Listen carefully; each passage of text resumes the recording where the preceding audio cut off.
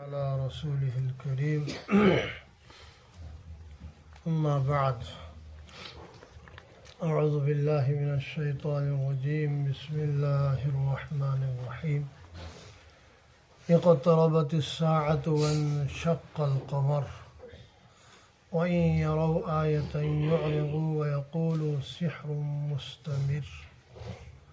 صدق الله العظيم اقتربت الساعة قیامت قریب آ چکی وانشق القمر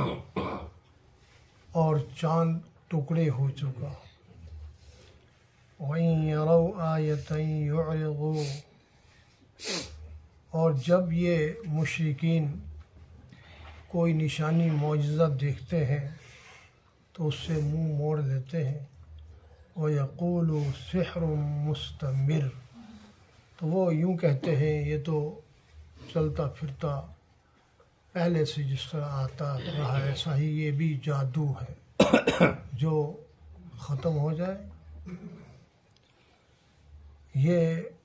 27ویں سپارے سورہ القمر کی پہلی 2 آیات مبارکہ ہیں۔ اس سے قبل سورہ النجم سجدے کی آیت پر مکمل ہو گئی تھی اور سورہ النجم کے اختتام سے چند آیت پہلے اللہ کریم کا ارشاد ہے کہ حضور پاک صلی اللہ علیہ وسلم بھی سابقہ انبیاء کی طرح اللہ کے عذاب سے ڈرانے والے ہیں، من جملہ دنیا میں آنے والے دیگر عذاب کے کہ نافرمانوں کے لیے قیامت کے دن جو عذاب اللہ نے رکھا ہے اس کی بھی اطلاع دینے والے ہیں، چونکہ ازیفت الازیفہ وہ قیامت اتنی دور نہیں، وہ آنے والی بس آیا ہی چاہتی ہے۔ تو گویا کہ گزشتہ صورت کا تقریباً اختتام قیامت کے قریب ہونے کی اطلاع پر ہوا۔ اس صورت کی ابتدا اور اس کی پہلی آیت کا پہلا لفظ ہی قیامت کے قرب کے اطلاع دینے پر مشتمل ہے، لہذا اللہ کریم نے فرمایا اقتربت الساعہ، یہ قیامت بالکل قریب آ چکی ہے۔ بہت سی احادیث مبارکہ میں اللہ کریم کے محبوب صلی اللہ علیہ وسلم کے ارشادات ہیں کہ ایک مرتبہ عصر کی نماز کے بعد غروب سے تھوڑے سے وقت پہلے اللہ کے محبوب صلی اللہ علیہ وسلم نے صحابہ کرام سے ارشاد فرمایا کہ زمانہ گزر چکا ہے جیسے آج کا دن گزر چکا، اور قیامت قریب آنے میں اتنا ہی وقت باقی ہے جتنا سورج کے غروب ہونے میں باقی ہے۔ کہ دنیا کا جو اکثر زمانہ اور وقت تھا گویا کہ صبح سے لے کر اب غروب آفتاب سے ذرا پہلے تک کا جو وقت تھا وہ اتنا تھا، اور اب قیامت آنے میں اتنا باقی ہے جتنا غروب میں باقی ہے۔ یہ ایک مثال آپ صلی اللہ علیہ وسلم نے بیان فرمائی کہ دنیا کی زندگی کا اکثر حصہ ختم ہو چکا ہے، بس اب دنیا غروب ہوا ہی چاہتی ہے، چونکہ اللہ کریم نے جتنے انبیاء بھیجنے تھے آپ صلی اللہ علیہ وسلم سے پہلے بھیج دیے تھے، آپ آخری نبی ہیں، اس لیے آپ نے ایسے ارشاد فرمایا اپنی دونوں انگلیوں کو یوں کھڑا کر کے کہ میں اور قیامت ایسے ہے، جتنا فاصلہ یہ ایک انگلی کا دوسرے انگلی سے ہے اتنا ہی فاصلہ مجھ میں اور قیامت میں ہے۔ تو دیگر انبیاء آپ سے پہلے گزر چکے ہیں، آپ کے بعد اب جو نئی خبر آئے گی وہ قیامت ہی کی خبر ہوگی، قیامت کے علاوہ اور کوئی ایسی خبر نہیں ہوگی۔ اور یہاں اقتربت الساعہ قیامت کے قرب کی اطلاع کے ساتھ ایک اور اطلاع ہے وانشق القمر، اور چاند ٹکڑے ہو چکا، چاند ٹکڑے ہو گیا۔ یہ ہجرت سے پہلے کا حضور پاک صلی اللہ علیہ وسلم کا معجزہ ہے۔ اور اس شق القمر کے معجزے کو بھی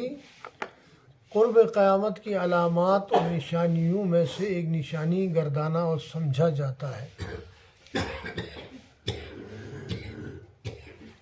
مکے کے مشرکین نے یہ مطالبہ کیا تھا۔ اللہ کی مرضی ہے، بعض معجزات ایسے ہیں جو لوگوں کے مطالبے پر اللہ دکھاتے ہیں، اور بعض مرتبہ اللہ کی مشیت اور چاہت نہیں ہوتی تو لوگوں کے مطالبے پر معجزہ نہیں دکھاتے۔ لوگوں نے یہ معجزہ طلب کیا کہ اگر آپ سچے پیغمبر اور نبی ہیں تو اس چاند کو 2 ٹکڑے کر کے ہمیں دکھا دیں۔ تو اللہ کے امر سے آپ نے انگلی سے یوں اشارہ کیا اور چاند کے 2 ٹکڑے ہو گئے، اور چاند کا ایک ٹکڑا ہرا پہاڑ کی پرلی طرف چلا گیا، ایک ارلی طرف آ گیا، دونوں ٹکڑے الگ الگ ہو گئے۔ تو جب ان لوگوں کو ان کا مطلوبہ معجزہ بھی دکھایا تو ان کے سامنے اب کہا گیا کہ دیکھو تم نے مطالبہ کیا تھا، یہ ہوا ہے، اب دیکھو چاند الگ الگ ہو گیا 2 ٹکڑے ہو کر۔ تو وہ کہنے لگے یہ جیسے پہلے سے جادو چلتے ہوئے آئے ہیں ویسے ہی یہ ایک جادو ہے۔ وَإِن يَرَوْا آیَةً يُعْرِضُوا، جب کبھی انہیں کوئی معجزہ دکھایا جاتا ہے، کوئی نشانی ان کے سامنے آتی ہے تو اس سے اعراض کرتے ہیں، منہ موڑ لیتے ہیں۔ وَيَقُولُوا سِحْرٌ مُسْتَمِرٌ، اور یہ بھی ایک عام جادو ہے، جادوؤں کی طرح وقت کے ساتھ یہ ختم ہو جائے گا۔ اس کا انہوں نے انکار کر دیا۔ تو ان میں سے سمجھدار لوگ تھے نسبتاً، انہوں نے کہا نہیں ایسی بات نہیں ہے، اگر تمہیں یہ جادو لگتا ہے تو تم باہر سے آنے والوں سے پوچھو، چلو تمہاری تو نظر بندی کی ہوگی، تو باہر سے آنے والوں کی تو نظر بندی نہیں کی ہے، دیگر لوگوں سے دنیا سے پوچھ لو۔ تو مکے کے باہر سے جو بھی آیا ان سے پوچھا گیا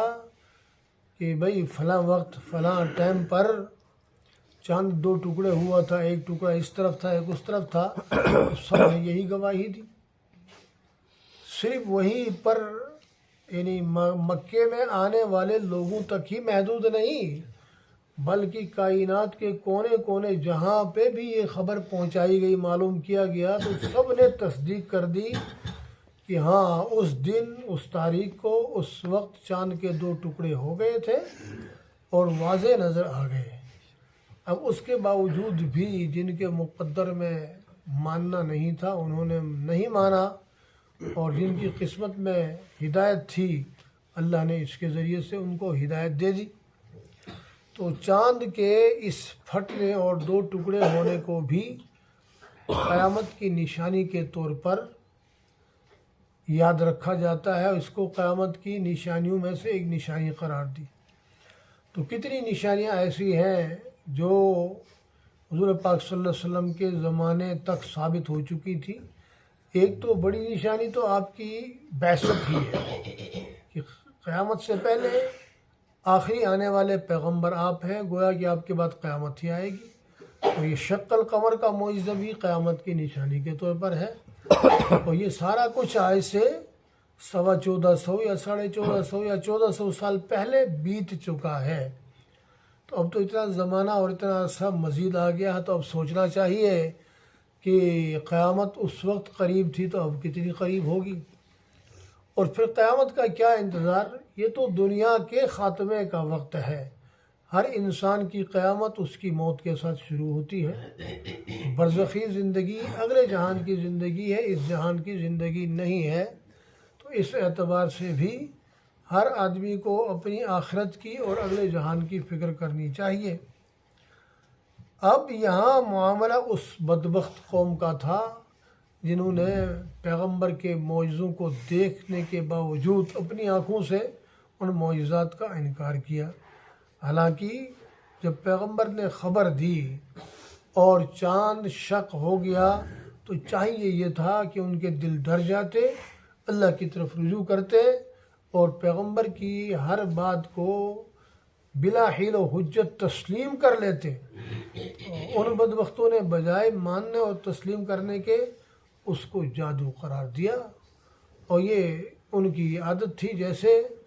کہ ہر بات کو کوئی نہ کوئی الزام دے کے ٹال دیتے تھے، تو اس سے بھی جان چھڑانے کے لیے کہنے لگے یہ جادو ہے۔ اور پھر اس کے باوجود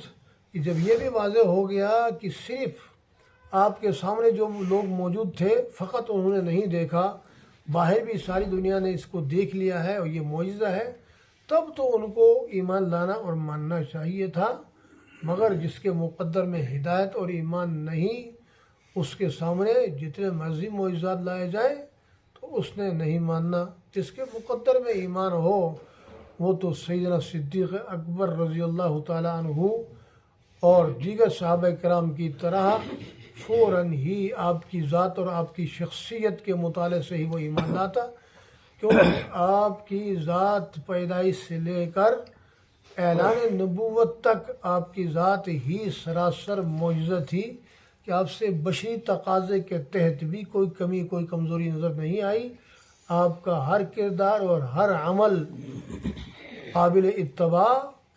اور معیار تھا، ایسا معیار کہ جس سے بہتر کائنات میں کوئی انسانی زندگی گزارنے کا معیار ہو ہی نہیں سکتا۔ اللہ کریم سمجھنے عمل کرنے کی توفیق عطا فرمائے۔